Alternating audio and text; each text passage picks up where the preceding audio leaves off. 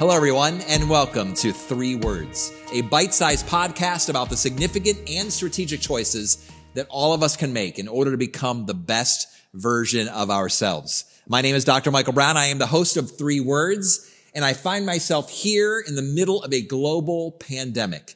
And so I've chosen three words today that hopefully will be a little lighthearted and even help during this very stressful time. So to help me have this conversation, to assist me, is my dear friend Casey Greenawalt, probably one of the most lighthearted and fun individuals I know. I was just going to say, I think you invited me on this podcast because for this very reason, to be able to have a conversation about how to deal with stress in the middle of this pandemic. So we are socially distanced, let the record show, but we are going to have a conversation that I think will really help as we think about how do we walk through one of the most stressful situations that we've ever encountered as a global community. So our three words for today are... Well, I feel like I should sing these words or dance them out. Our words for today are sing and dance. Sing and dance.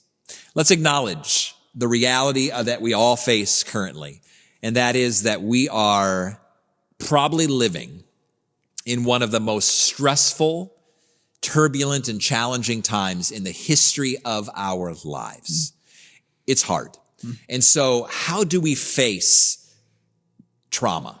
How do we deal with tragedy? How do we continue to maintain our emotional sanity, if I can use that term, to be able to walk through this pandemic? And so the thought for today and the conversation that I want to have with my dear friend Casey, who is, again, I think really models this idea of singing and dancing, not just literally, but in a more general, holistic way. A literal sense as well. Of course, is to be able to think about how do we inject silliness into stressful scenarios, beginning with this topic of singing and dancing. I think a lot of listeners, probably your intuitive response to those words are like, I don't have time to sing and dance. There's too much to do, too much to get done. Or even like, what? That's silly. That's goofy. I don't need to live my life doing those things. There's too many things that I need to do and accomplish.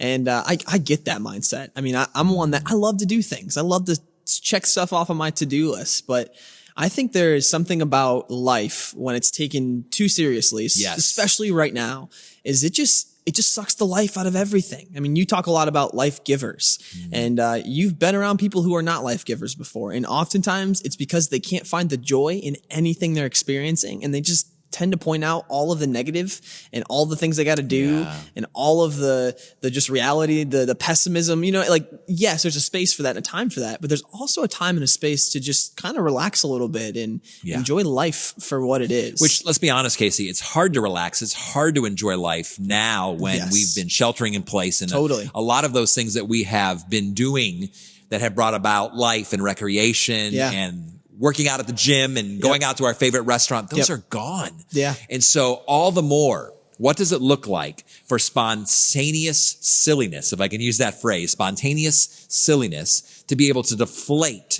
the stress that we've been feeling? But I also want to acknowledge what you just said. For those of us who are mature adults, for those of us who would consider ourselves high-powered leaders, executives who are trying to manage the stressful situation, who are trying to run our companies, who are trying to keep our organizations afloat. Yeah.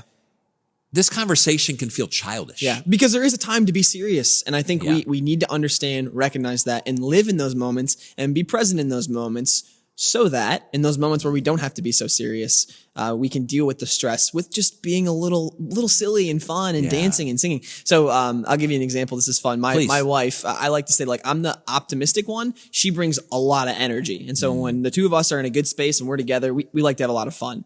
Awesome. But when we're not, I mean, we fight. We're married. That's how marriages work. As I'm learning, you figure it out along the way. We had a fight the other day in the midst of this pandemic. We're cooped up with each other, which I'm assuming many of you who are married or dating are probably experiencing a fight at some point over the next couple of months. And so we had a little bit of a fight, and she always encourages at the end of a fight when we're working towards resolution, she'll say, hey, go turn the stereo on, play a song, and we'll just sing and dance for a little bit. And every time she does that, it breaks the tension, because I can't help, even in my stinginess or I'm frustrated, I can't help but smile and just go, all right, that sounds fun. Let's do it. And then, we kind of switch whoever picks a song and play. And we And sing I and can't dance. think who talked to me about this, but I tend to be a pretty serious person. You don't say. I do. I tend to have a serious side. I think that I'm pretty relational, but I'm also pretty serious. But someone, and I can't think who it was sharing with me recently that regularly they say to their family, it's time for a dance party. I love it. And I think in many ways, this might actually be one of the most important, significant decisions we make, to sing and dance with our kids, to sing and dance with our friends, to sing and dance with those that we're cloistered with. Or by yourself when you're in the car. To be honest with you, if I have a stressful day, I crank the tunes. I'm always listening to music. I love listening to music. It puts you in a better space. Put down the windows and just start singing it out. I love this time of year when it's springtime outside. The flowers are blooming. It starts to get nice out. It's like you don't have to have the heat on in the car. You can roll the windows down a little bit. Well, and Casey, you said it perfectly, that because there's tension and because there's stress, it's actually an intentional choice to deal with stress. Because we're going to deal with difficult need for resolution, Yes. to be able to actually deflate the difficult situation we're in by simply choosing to say, you know what?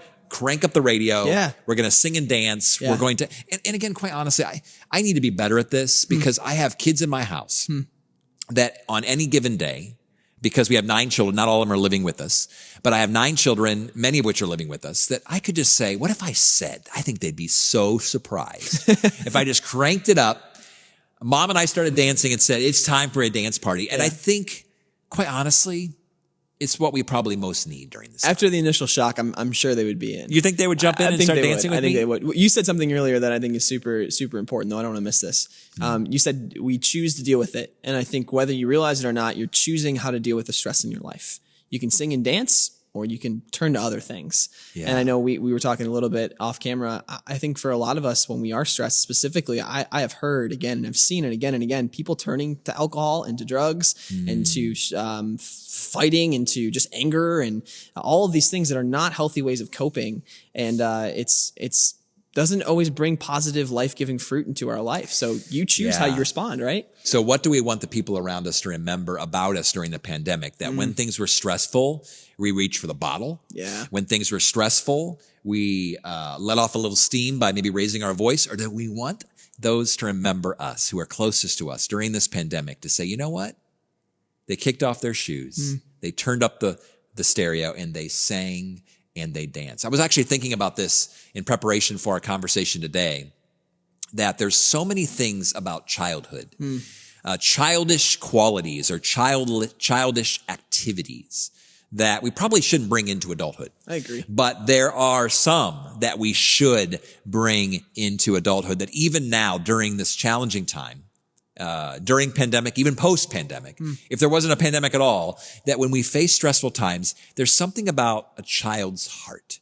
There's something about childish, unbridled curiosity, unawareness for others' perceptions, playfulness, not taking ourselves too seriously. And quite honestly, one of my favorite, living in the moment, being right here, right now. It's almost like as an adult, we have to learn how to keep that mindset.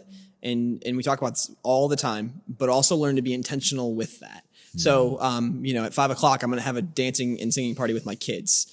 You probably wouldn't do that as a 10-year-old. You would just sing and dance at 5 o'clock. But now you're an adult and you've got to be a little more responsible and be intentional. But know that let's be intentional in a fun way. Yeah. Some of those childlike things too, I think are super fun. And I think there's something to learn about that as well. Like, what are some games you played as a kid? What are some things you did as a child? Like, you're not too old for a puzzle. Like, bust out a puzzle, some card games. Chutes and ladders. Heck yeah, man. Like, do something fun, especially right now. I don't know who you're with. I know some of you you're quarantined with somebody probably. If you're not, figure it out. But there's got to be a way for you to engage in something that just reminds you and takes you back to when you were a kid. And you can just let those things go for a little while and start to remember, like, life is full of joy. It's full of just incredible moments that we have to be a present in and dance and sing in the midst of those to experience all the joys that life has to offer. Well, and again, the principle here is not let's sing more. Yeah. The practice doesn't necessarily need to translate into let's dance again. Yeah. But I think this idea of, you said, it might be a puzzle. It might be chutes and ladders. It might be let's run around the block. Whoever runs around the block and gets back first gets $5. So funny. I love it. It's the same idea. It's the same theme that during turbulent times, we make choices to inject levity and silliness and joy. Because in many ways, joy and fun, for lack of a better term, it's a choice. I'm going to choose to have fun right now. I'm going to 100%. choose to laugh. Yeah. I'm going to choose to be silly. But again, what that requires is that we kind of take off the mask, that we kind of put aside the pride, the sophistication of being adults, where whenever we're in conversations with, even your company or your kids or your colleagues, even imagine on Zoom, the next boring Zoom meeting that you're called into.